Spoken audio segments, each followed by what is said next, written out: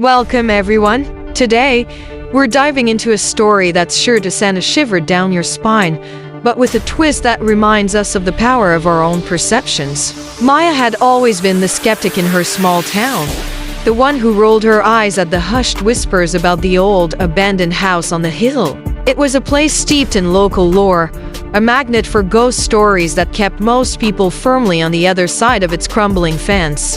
But Maya, armed with a smartphone and a healthy dose of disbelief, saw it as an opportunity.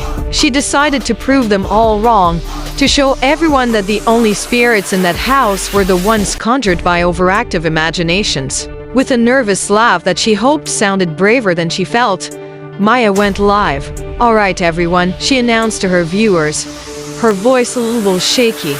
"I'm about to step into the infamous haunted house. Just 3 minutes. That's all I'm promising. Let's see if these ghost stories hold up."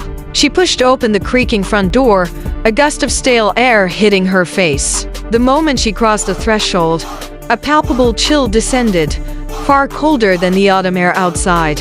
Her breath plumbed in front of her, a stark visual against the dim interior. The heavy door groaned shut behind her, the sound echoing in the sudden, profound silence. The air inside was thick with the scent of decay and forgotten dust, a smell that clung to everything. It wasn't just quiet.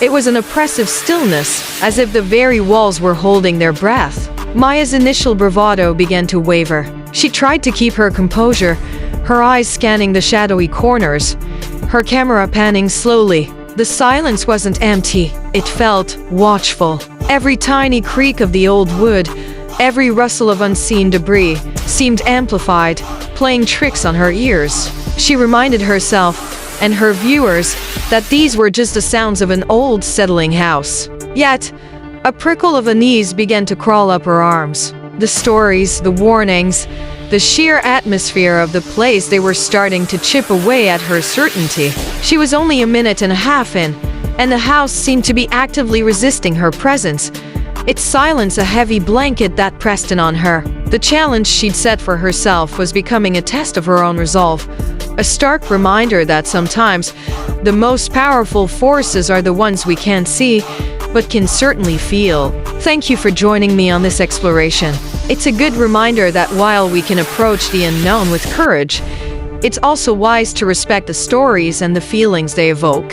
If you enjoyed this, please consider following for more stories that make us think and feel. Welcome, everyone. Tonight, something extraordinary is happening. Something that's sending chills down our spines and making us question everything we thought we knew. It's been 3 long weeks since Maya, a bright young creator, disappeared. Her last broadcast, a live stream from the infamous old house on the edge of town, ended abruptly. The final moments were chilling. A piercing scream, followed by a whispered phrase that echoed with an unsettling finality. "Welcome home, Maya." At the time, many dismissed it, a staged event, a desperate bid for viral fame, or simply a clever hoax. The authorities, finding no concrete evidence, closed the investigation. Her online presence fell silent, and the town, as towns often do, began to forget. But tonight, the silence has been shattered. At precisely 3 o'clock a.m., Maya's YouTube channel, dormant for weeks, has flickered back to life. There's no elaborate thumbnail, no catchy title to draw us in, just a stark, unmistakable red live icon, a beacon in the digital darkness, and a viewer count hovering eerily between 405 and 495. What does this mean? Is it a message? A desperate plea? Or something far more sinister unfolding in real time? The mystery that gripped us weeks ago has returned, amplified by this inexplicable resurgence. We're all watching, holding our breath, wondering if this is a continuation of a tragic story or the beginning of an even more terrifying one.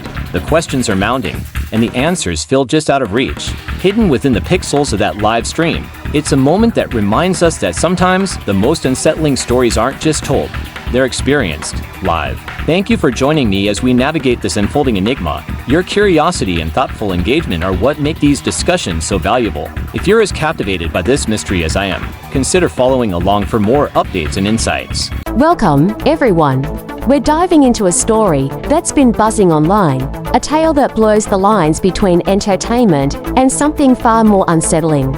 It's been a week since Maya's live stream, the one that sent shivers down so many spines, abruptly ended. Millions tuned in, captivated by the haunted house broadcast, expecting a thrill. Then, as suddenly as it began, the stream vanished. The internet, as it often does, moved on, labeling it a clever hoax. But for some, the story didn't end there. A peculiar pattern began to emerge. A handful of viewers, scattered across the globe, started reporting the same unnerving experience. Their phones, in the dead of night, would inexplicably unlock themselves, navigating directly to YouTube.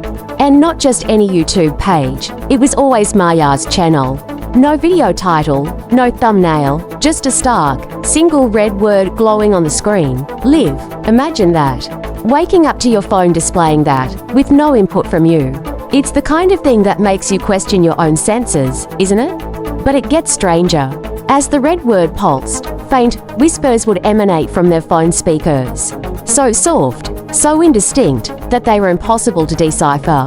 Were they random static? Or something else entirely? The ambiguity itself is enough to fuel the imagination, and perhaps, a growing sense of unease. These weren't isolated incidents. More and more people began sharing similar accounts, creating a quiet but persistent hum of shared experience. The initial skepticism started to waver, replaced by a growing curiosity, and for some, a genuine sense of apprehension. What began as a viral sensation was morphing into something that felt personal. The question on everyone's mind is, what happened to Maya? And more importantly, what is this persistent, silent broadcast that seems to be reaching out from the digital ether? It's a reminder that in our hyper-connected world, sometimes the most chilling stories are the ones that leave us with more questions than answers, and the unsettling feeling that we might not be as alone as we think. Thank you for joining me as we explore this intriguing phenomenon. If you found this story as captivating as I did, please consider following for more explorations into the mysteries that capture our attention.